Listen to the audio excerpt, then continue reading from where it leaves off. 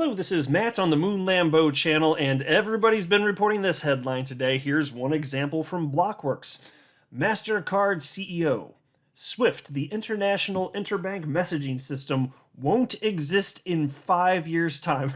Folks, that's right. The CEO of Mastercard has publicly stated that SWIFT will not exist in 5 years. There's a lot to unpack here. And he's not saying this because of Ripple and XRP specifically. Lots of different people have lots of different ideas about why SWIFT is going to go extinct. A lot of people think that it's stable coins that are going to make it a thing of the past, which is faulty reasoning, by the way. I've talked about that for years on this channel. Stable coins can't do what a decentralized cryptocurrency, a non-jurisdictional cryptocurrency can do that just has an open market price, because it has different trust implications, and trust is at the core of why money moves around the planet so terribly today. But even setting that aside, the question remains, is SWIFT actually going to be here in 5 years? Well, while nobody actually knows for sure, I'll say this. There's a very good chance that SWIFT will cease to exist at some point in the future, but not necessarily. See, right now, if you look at what Ripple is doing versus what SWIFT is doing, part of what both of them doing is very similar, at least conceptually. I'm not privy to the nuts and bolts of each system, so I can't say for sure which is better, but the part that I'm thinking right now about is the messaging portion, which is different than settlement. Settlement is the part where in Ripple's technology, on-demand liquidity utilizes XRP, so that's separate. But if you're talking about Swift GPI, conceptually it sounds very similar to RippleNet, just the messaging portion of that right now. So is Swift going to be around forever? Well, if they find a solution for settlement, maybe they've got some sort of fighting chance, but they're not even close to that right now. They're not even going in that direction, so they don't have a solution for settlement, which is why if they don't change something, I don't see how they continue to exist, or if they do, then they're just going to be like a tiny shell of their former self. There'll be some sort of fringe small people that are just curmudgeons that don't want to move with the times, legacy users, and stuff like that happens. You just look at how a technology bell curve unfolds.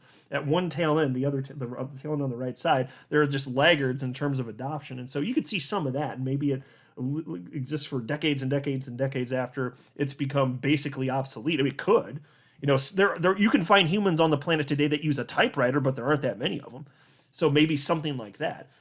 But, you know, the people that think that it's going to be stable coins that cause all this, respectfully disagree. The only solution that humans have devised for settlement requires the usage of a decentralized cryptocurrency that has an open market price and is also technologically sufficient. The only cryptocurrency that's being positioned for that use case as a bridge currency today is XRP. Look, before I go further, I do want to be clear. I do not have a financial background of any kind. I am not offering financial advice. And you definitely should not buy or sell anything because of anything that I say or write. I'm just an enthusiast who enjoys making YouTube videos about crypto-related topics, but just as a hobby and just for fun. I thought I'd go through this article from CoinDesk, oops, because I thought they did a pretty decent job on this one. So take a look at this. You can see where the CEO is coming from MasterCard. And I'll tell you, too, after he made this statement, a spokesperson from their company started to kind of walk it back a little bit. It's like, oops, he said something truthful that he shouldn't have. So look, actually, before I forget, I did want to say this too. I'm not convinced that Swift is going to stop existing in 5 years. I mean, in terms of adoption, maybe it starts to become noticeably obsolete in that time frame. Possibly, I don't even know for sure if that time frame it will happen within that time frame. But I could see it potentially not existing, or almost being equivalently not existing, just about, at some unknown point in the future. And I'm not the only one that thinks that. So check this out. Davos, Switzerland. Mastercard CEO Michael Maybach made people gasp. He answered no when asked if SWIFT, the current interbank messaging system that allows for cross-border payments, will exist in 5 years' time. He smiled during his answer, but the crowd seemingly took his answer seriously. Let's pause. That's because he was serious, okay? At least at the core of it, as far as Swift not existing in the future, it seems pretty darn clear that he's serious. Anyway, piece continues. Maybach spoke on a panel adjacent to the World Economic Forum's annual summit hosted by the Global Blockchain Business Council, or GBBC for short. The panel discussed the future of cross-border payments and the potential of central bank digital currencies in the financial system. And here's a quote from Maybach while he was on the panel. He said, "If you can get a payment with all the data attached that you need as a company, the cost savings of that in addition to a cost payment in addition to a payment cost that is lowered and the overall productivity boost, we can expect if we do this well, that's the real goal here." End quote. Yeah, okay, so that sounds like a reasonable perspective. He didn't get to the nuts and bolts of what he thinks would cause that to happen. But yes, in a general sense, I certainly think so. That's why when you think in terms of what XRP can do in terms of that, like, you can understand when you're talking about the correspondent banking system, I mean, it's basically just a chain of bilateral banking relationships. And so, because if you're a financial institution on the planet, you're not going to know the 11,000 plus other banks and remittance firms, so on and so forth, on the planet, because there are over 11,000 of them. So if you're one, you're never going to have all those relationships.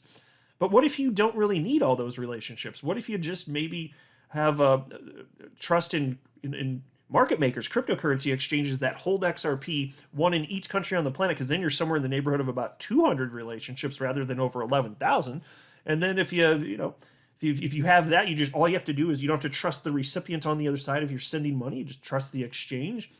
Because you say it's the United States dollar, it goes to an exchange in the United States, then that money moves to the recipient, and let's just say it's Mexico, so then it moves to a Mexican exchange, and then it becomes that can be sold into the Mexican peso. You don't have to know the recipient bank or trust them. You don't need to know them. So you're substantially reducing the trust requirements, almost 100% in terms of that part of the transaction, right? That's why you don't need pre-funded accounts anymore. If there's already existing liquidity, there you go. But at the moment you throw a central bank digital currency into the mix instead of a decentralized cryptocurrency like XRP, or you throw in a bank coin, you throw in a stable coin, well, now you've reintroduced counterparty risk. Why should we trust that? Do you understand the risk in having held some years ago the Argentine peso? That didn't go well as it collapsed, did it? No. That's a real world example of how if there's a runaway inflation, hyperinflation, if you've got money invested somewhere and you're holding that, bam, you're in trouble. So instead, if humans are capable for the long term, having confidence not just in gold, not just in a fiat currency, but in cryptocurrencies, all of which are backed by nothing, by the way. Gold's not backed by anything. Fiat currency like the United States dollar, not backed by anything. XRP, not backed by anything. Well, if a cryptocurrency like XRP, if that trust is there, just as it is with the United States dollar today, well, why wouldn't that be a better solution? Because the way in which it can use, you don't have to worry about rug pulls. There's nobody pulling the strings. It can't be printed into oblivion. All of those risks are now gone. So then when you start talking about central bank digital currencies, you talk stable coins fulfilling that role. I'm just sitting here like, yeah, but no, because then you're not accounting for the trust issues associated with all of this. Anyway, the piece continues, though. The conference officially kicked off Tuesday, with crypto being mentioned frequently in panels adjacent to the conference. The subject is bolstered by the strong presence of crypto companies on Promenade, the main street leading up to the Congress, where official WEF panels take place. Also part of Tuesday's panel was Jennifer Lassiter, Executive Director of the Digital Dollar Project, Yuval Rubes, the CEO of Digital Asset, David Treat, a director at Accenture and co-founder of the Digital Dollar Project, and John Frost, senior economist at the Bank of International Settlements.